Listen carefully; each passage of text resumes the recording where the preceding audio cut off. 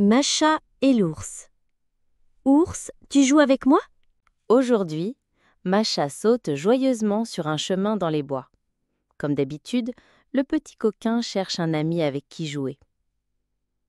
Mais l'automne arrive, et les petits animaux n'ont pas de temps pour elle. Ils sont tous occupés à préparer des provisions pour la saison froide.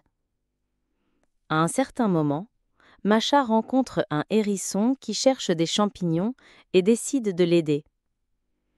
La petite fille prend un beau champignon rouge avec beaucoup de points blancs et le colle dans l'une des quilles de l'animal. Voilà. Dommage que le champignon soit très toxique. Le hérisson, terrifié, le jette et s'enfuit. Macha, cependant, n'est pas découragée.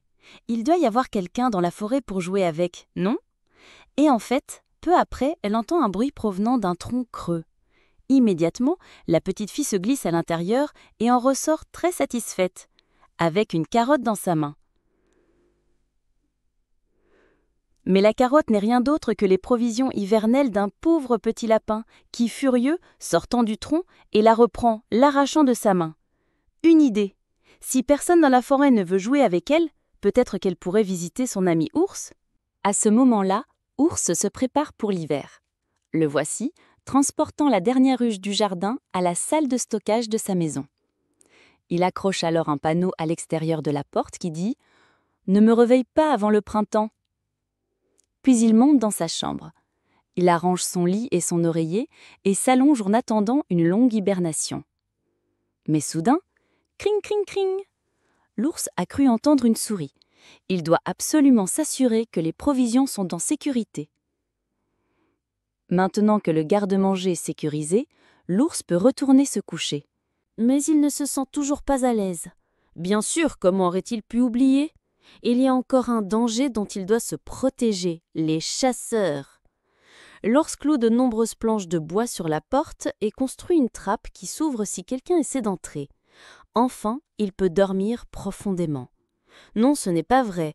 Il y a un dernier danger qui guette, le plus redoutable de tous, Macha. La petite coquine pouvait se faufiler dans la maison et faire un gâchis parmi les coupes et les médailles que Ours gagnait quand il était artiste de cirque. Ours se précipite dans les escaliers et cache rapidement ses trophées bien-aimés. Mais il n'a pas remarqué que, dans l'intervalle, cette peste Macha s'était déjà faufilée dans la maison. Petite comme elle a réussi à passer entre les planches qui ont bloqué la porte et maintenant elle se tient là, regardant son ami avec une expression sournoise. « Salut !» Elle le salue. Dans la peur, le pauvre ours saute et une des planches de la porte tombe sur sa patte. « Ouch !» Hurlant de douleur, l'ours commence à sauter et tombe dans la trappe ouverte. Macha veut l'aider. « Donne-moi ta patte !» s'exclame-t-elle. Mais Ours ne veut pas savoir, il est furieux. Quand il parvient enfin à sortir, Ours monte dans sa chambre, déterminé à reprendre son sommeil interrompu. Mais Macha le suit et demande « Ours, tu dors ?» L'ours ne répond pas, espérant que la petite fille s'ennuie tôt ou tard et qu'elle parte. Rien n'est plus faux. « Ours, veux-tu jouer avec moi ? Ours, veux-tu jouer avec moi ? Ours, veux-tu jouer avec moi ?» insiste Macha plein d'enthousiasme. Comme elle n'a pas de réponse, Macha commence à le chatouiller sous ses pattes, lui tirant les oreilles, sautant sur le lit.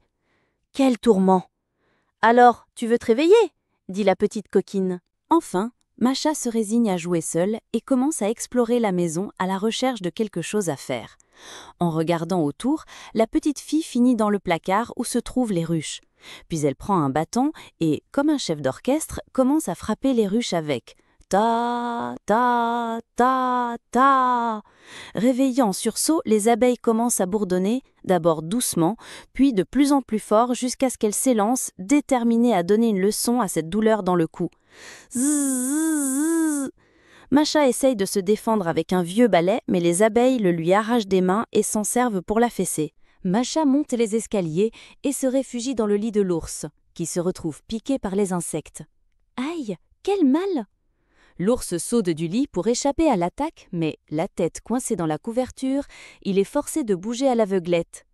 Il roule dans les escaliers, renverse la table et les chaises, s'écrase contre la porte d'entrée et retombe par la trappe. Satisfaite, les abeilles rentrent chez elles et l'ours se rendort. Mais soudain, on entend un grondement. Mon ventre a tellement faim, s'exclame Macha. L'ours n'a pas d'autre choix que de sortir du lit, enfiler un tablier et se mettre au travail. Mais pendant qu'il est occupé, Macha ne reste pas immobile une seconde. Elle saute partout, jusqu'à ce que Ours l'enferme accidentellement dans le réfrigérateur. Quand il ouvre la porte, il la trouve accrochée à une saucisse. Et ce n'est pas tout. D'abord, la petite fille essaye de voler le beurre, puis le sucre, et finit par se coincer la tête dans un pot. L'ours en a assez.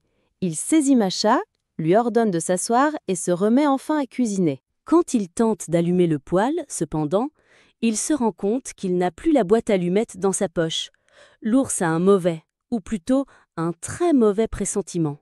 Il se retourne et voit Macha jouer avec une allumette et l'arrache immédiatement de sa main sans se rendre compte qu'entre-temps, elle s'est allumée. « L'allumette! L'allumette !» La petite fille crie alors. Trop tard. Pauvre ours, il a déjà brûlé sa patte.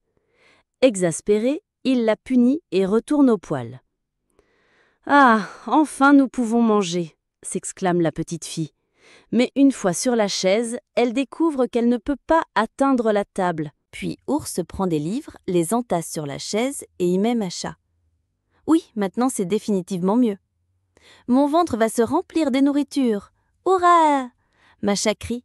De la nourriture, continuait la petite fille, mais elle est tellement épuisée qu'elle s'endort la tête dans son assiette. L'ours soupire, se résigne, il interrompt son hibernation pour rien. Mais alors, voyant le petit visage de Macha qui dort comme un ange, il s'adoucit. Il la prend et la met à dormir dans son lit. Mais il n'est plus endormi. Alors, il regarde par la fenêtre. C'est le milieu de la nuit, et au sommet d'une colline, un loup hurle à la lune. L'ours le rejoint, s'assoit à côté de lui et propose de partager le plat qu'il vient de préparer.